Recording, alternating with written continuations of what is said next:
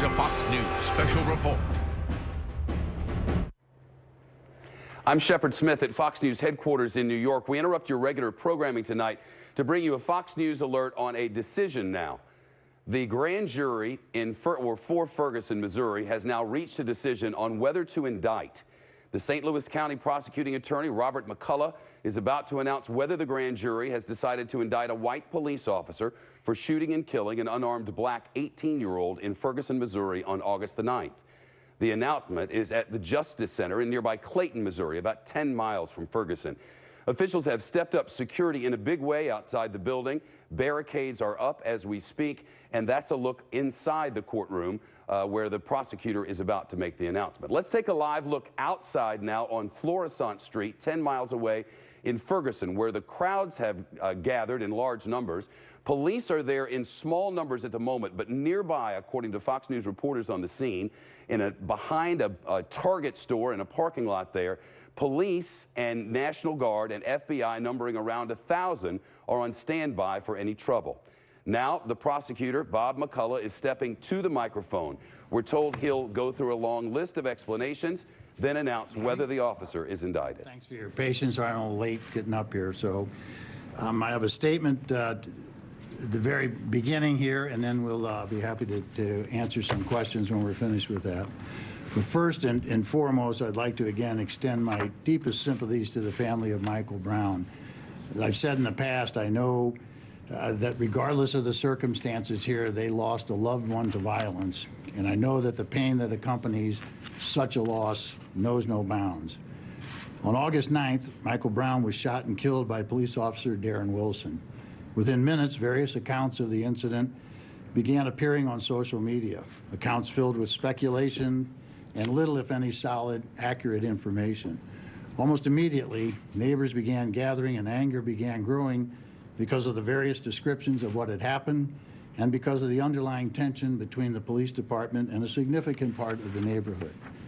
The St. Louis County Police conducted an extensive investigation at the crime scene, at times under very trying circumstances, interrupted at least once by random gunfire.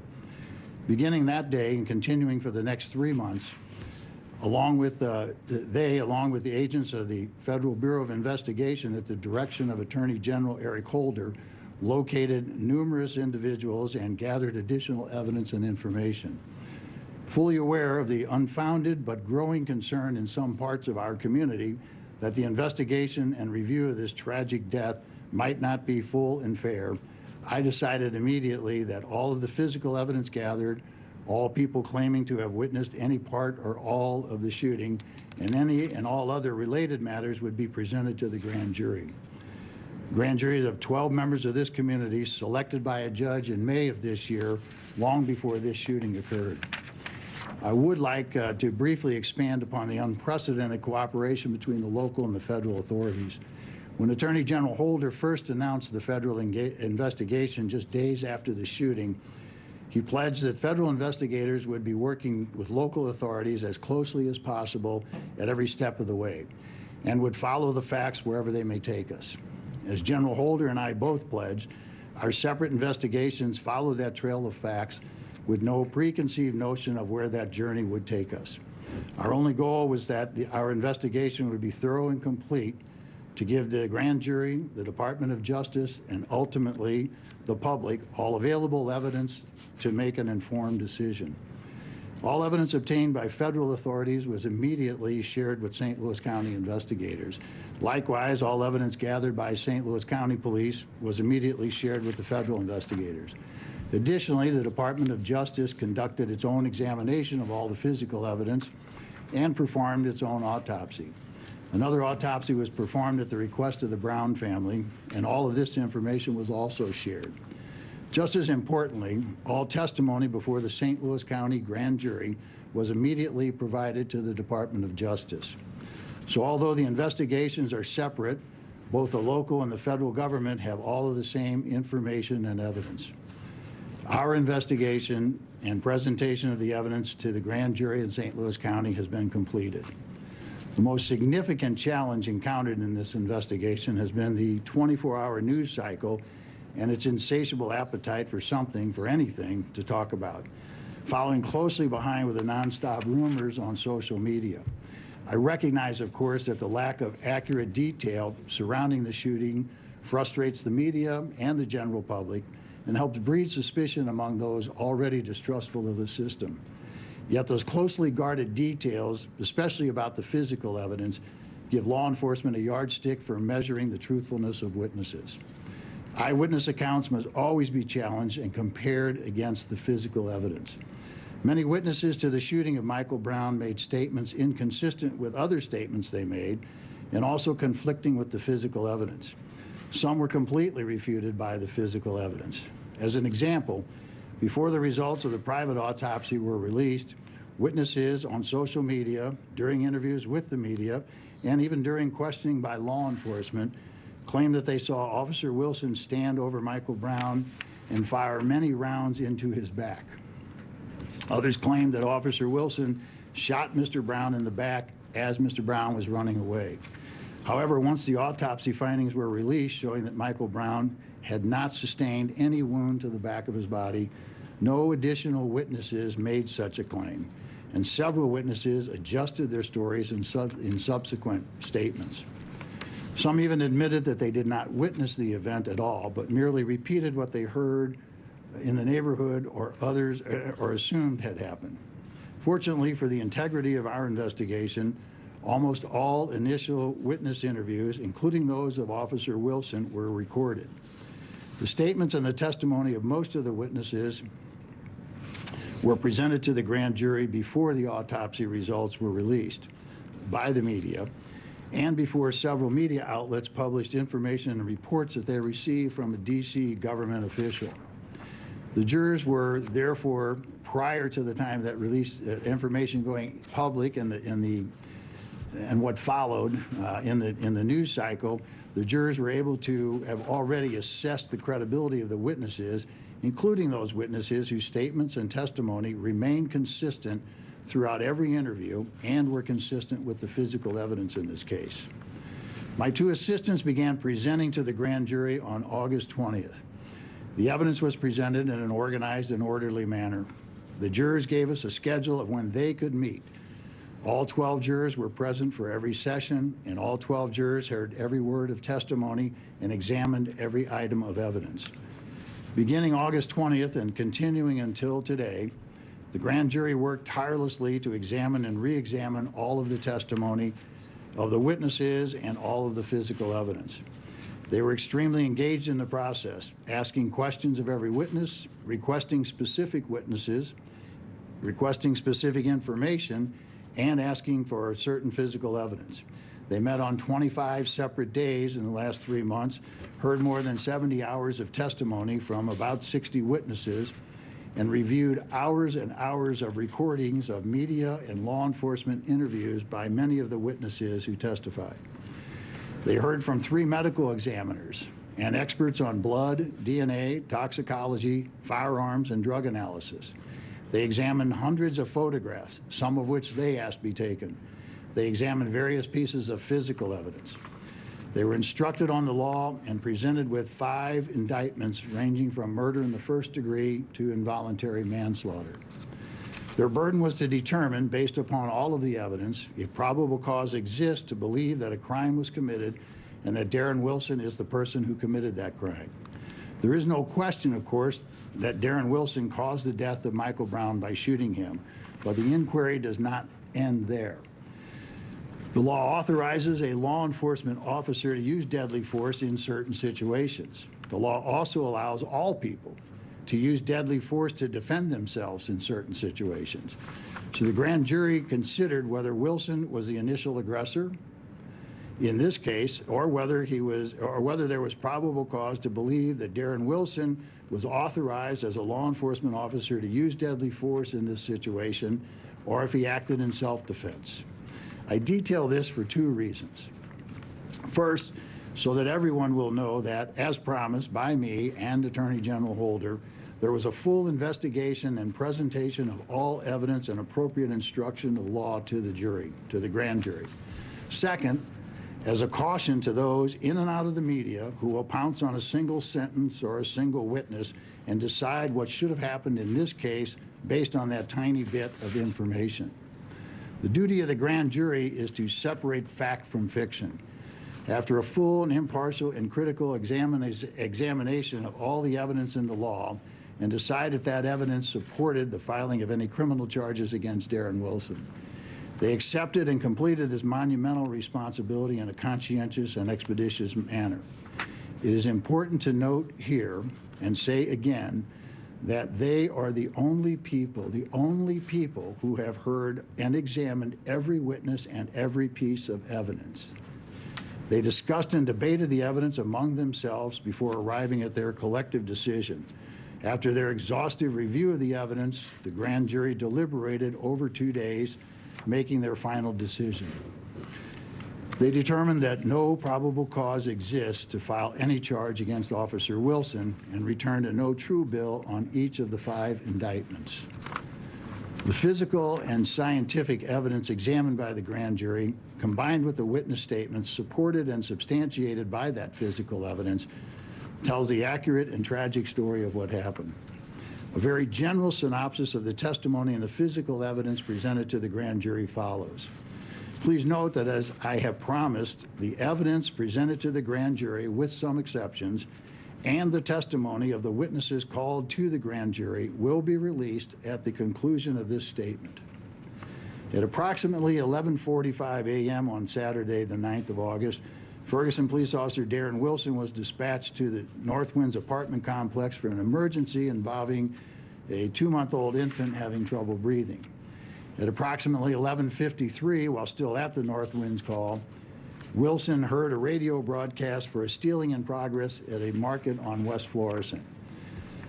The broadcast also included a brief description of the suspect, a black male wearing a white T-shirt who took a box of Swisher cigars.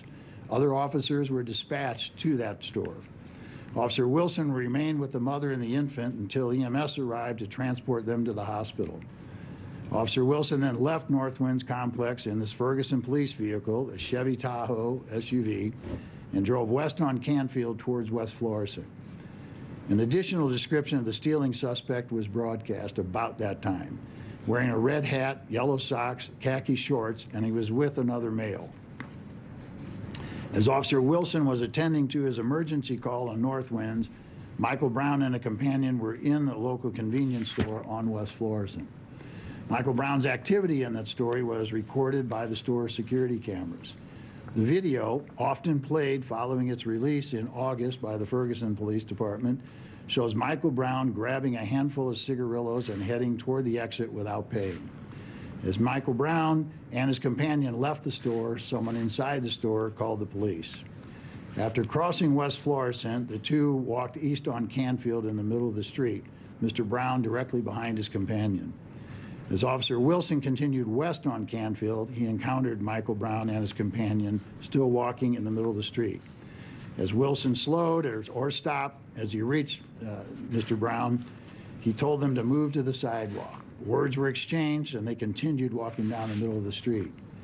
As they passed, Wilson observed that Michael Brown had cigarillos in his hand and was wearing a red hat and yellow socks. At approximately 12:02 p.m., Wilson radioed that he had 2 individuals on Canfield and needed assistance. Officer Wilson backed his vehicle at an angle, blocking their path and blocking the flow of traffic in both directions. Several cars approached from both east and west but were unable to pass the police vehicle. An altercation took place at the car with Officer Wilson seated inside the vehicle and Mr. Brown standing at the driver's window. During the altercation, 2 shots were fired by Officer Wilson while still inside the vehicle. Mr. Brown ran east on Canfield, and Officer Wilson gave chase. Near the corner of Canfield and Copper Creek, Mr. Brown stopped and turned back towards Officer Wilson. Officer Wilson also stopped. As Michael Brown moved toward Officer Wilson, several more shots were fired by the officer, and Michael Brown was fatally wounded. Within seconds of the final shot, the assist car arrived. Less than 90 seconds passed between Officer Wilson's first contact with Michael Brown and his companion and the arrival of that assist car. During the investigation, many eyewitnesses were interviewed by various media outlets. Several others chose not to talk to the media, but contacted law enforcement directly. Witnesses were interviewed by local and federal law enforcement, sometimes together, sometimes separately, but all statements were provided to the other party. All previous statements of witnesses who testified before the grand jury were also presented to the grand jury, whether they were media interviews or whether they were interviews by the FBI or by the county police department. The statements of all witnesses, civilian, law enforcement, and experts, were challenged, of course, by other law enforcement, by the prosecutors, and by the grand jurors themselves. A common and highly effective method of challenging a statement is to compare it to the previous statements of the witness for consistency and to compare it with the physical evidence. Physical evidence does not change because of public pressure or personal agenda. Physical evidence does not look away as events unfold, nor does it block out or add to memory. Physical evidence remains constant, and as such is a solid foundation upon which cases are built. When statements changed, witnesses were confronted with the inconsistencies and conflicts between their statements and the physical evidence. Some witnesses admitted they didn't actually see the shooting or only saw a part of the shooting, or only repeating what they had heard on the street. Some others adjusted parts of their statements to fit the facts. Others stood by original statements even though their statements were completely discredited by the physical evidence. Several witnesses described seeing an altercation in the car between Mr. Brown and Officer Wilson. It was described as tussling, wrestling, a tug of war, or just some movement. Several other witnesses described Mr. Brown as punching Officer Wilson while Mr. Brown was partially inside the vehicle. Many of the witnesses said they heard a gunshot while Mr. Brown was still partially inside the vehicle. At least one witness said that no part of Mr. Brown was ever inside the vehicle and that the shot was fired through an open window while Mr. Brown was standing outside. The vehicle and Officer Wilson's clothing and equipment were examined by various technicians and scientists. Mr. Brown's blood and/or DNA were located on the outside of the driver's door. His blood and DNA were also found on the outside of the left rear passenger door of the police vehicle. Mr. Brown's blood or DNA was found on the inside of the driver's door, the upper left thigh of Officer Wilson's pant leg, the front collar of Officer Wilson's shirt, and on Officer Wilson's weapon. Additionally, a bullet fired from Officer Wilson's weapon was located inside the driver's door. The shot was fired from inside the vehicle, striking the door in a downward angle at the armrest. The second bullet was not recovered. Regarding the gunshot wound to Mr. Brown, it should be noted that the 3 separate autopsies were conducted. One by St. Louis County Medical Examiner's Office, one by a private pathologist, and one by the Department of Defense Armed Forces Medical Examiner. The results of all 3 autopsies are consistent with one another in all significant respects. Mr. Brown had a gunshot graze wound of the right thumb. The path of that bullet is away from the tip of the hand. Soot, consistent with a close range gunshot, is present inside that wound. Officer Wilson also had a medical examination which indicated some swelling and redness to his face. Almost all witnesses stated that after they heard the shot fired while Mr. Brown was at the car, he hesitated and then ran east on Canfield. Most stated that almost immediately, Officer Wilson got out of his vehicle and chased after him. Some witnesses stated Wilson fired at Mr. Brown as he chased after him, striking him. At least one witness saying he struck, or one of those shots struck Mr. Brown. Others stated that he did not fire until Mr. Brown turned and came back toward Officer Wilson. At least one witness stated that as Officer Wilson got out of his vehicle, he shot Mr. Brown multiple times as Mr. Brown stood next to the vehicle. Yet another witness stated that Officer Wilson stuck his gun out the window and fired at Mr. Brown as Mr. Brown was running. One witness stated there were actually 2 police vehicles and 4 officers present, but only one officer fired a weapon.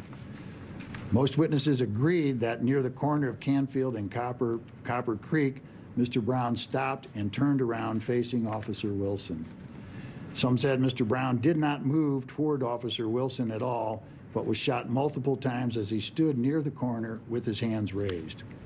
In subsequent interviews with law enforcement or their testimony before the grand jury, many of the same witnesses acknowledged that they didn't actually see the shooting. Some were running for cover, some were relating what they heard from others, or as I said, what they assumed happened in that case. Several other witnesses maintained their original statement that Mr. Brown had his hands in the air and was not moving toward the officer when he was shot. Others said that he was shot, excuse me. Several witnesses stated that Mr. Brown did not raise his hands at all, or that he raised them briefly and then dropped them and turned toward Officer Wilson, who then fired several rounds. Other witnesses stated that Mr. Brown stopped for a very brief period, then moved toward Officer Wilson again. One described his movement toward Officer Wilson as a full charge. According to some witnesses, Officer Wilson stopped firing when Mr. Brown stopped moving toward him and resumed firing when Mr. Brown started moving toward him again.